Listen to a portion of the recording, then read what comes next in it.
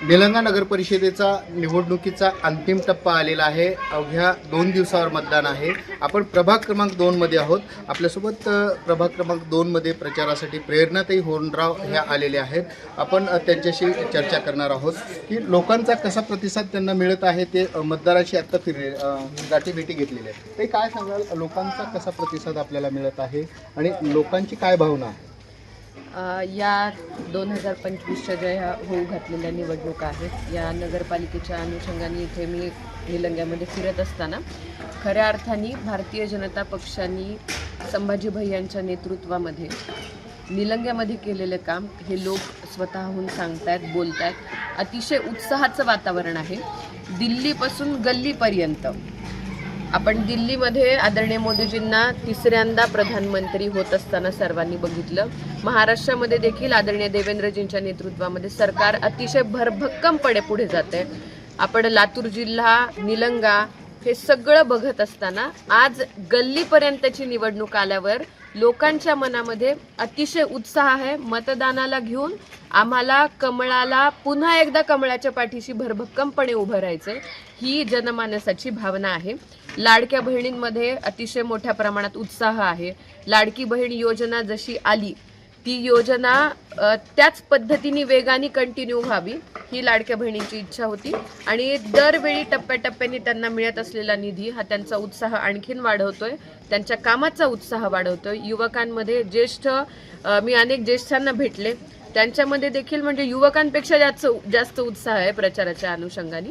त्यामुळे निलंग्याला सन्माननीय संभाजी पाटील निलंगेकरजी, सन्माननीय अरविंद पाटील निलंगेकरजी यांच्या नेतृत्वामध्ये जी एक वेगळी विकासाची व्याख्या निलंगा बघते, त्याला आणखीन पुढे घेऊन जाण्यासाठी कमळाच्या पाठीमागे सगळे भरभक्कमपणे उभे आहेत हे दिसतंय।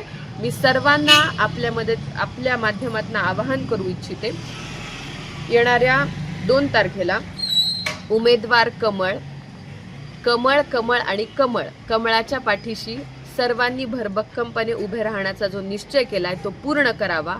सकाळच्या टप्प्यामध्ये जास्तीत जास्त लोकांनी, माता भगिनींनी, युवकांनी येऊन एकमेकांशी संपर्कात राहत मोठ्या प्रमाणामध्ये मतदान करत कमळाच्या पाठीशी आपले आशीर्वाद द्यावेत हे आपल्या अनुषंगाने मी सर्वांना विश्वासाने माझं एक निवेदन सर्वांच्या समोर करते।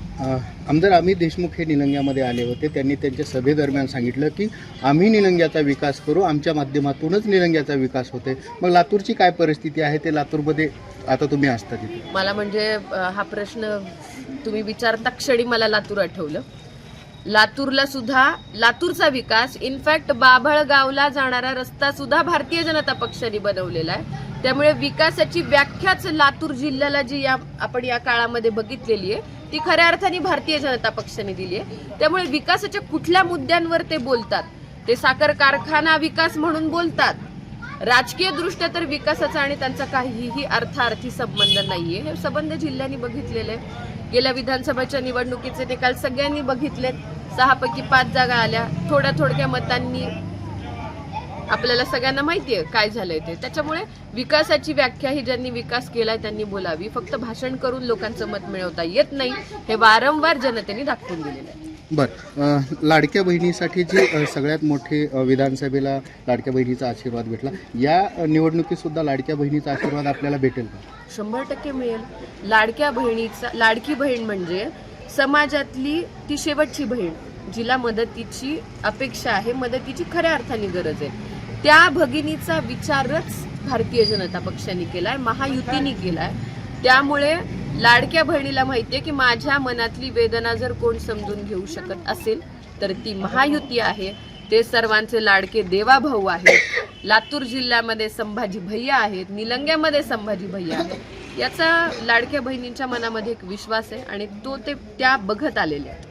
शेवटचा प्रश्न, भाजपाचे जे नगराध्यक्षपदाचे उमेदवार आहेत ते इतर जे आहेत, काँग्रेसचे असतील, मग शिवसेनेचे असतील, त्यांच्यापेक्षा वेगळे कसे आहेत आणि लोकांनी त्यांना मतदान का करावं? मला असं वाटतं की आपण इतिहास बघायला पाहिजे। मागच्या काळामध्ये नगराध्यक्ष म्हणून आमचे बाळासाहेब शिंगाडे यांनी काम केलं। सर्वसामान्यांचं प्रतिनिधित्व करत ते पुढे आले, त्यांना नेतृत्व करायची संधी मिळाली।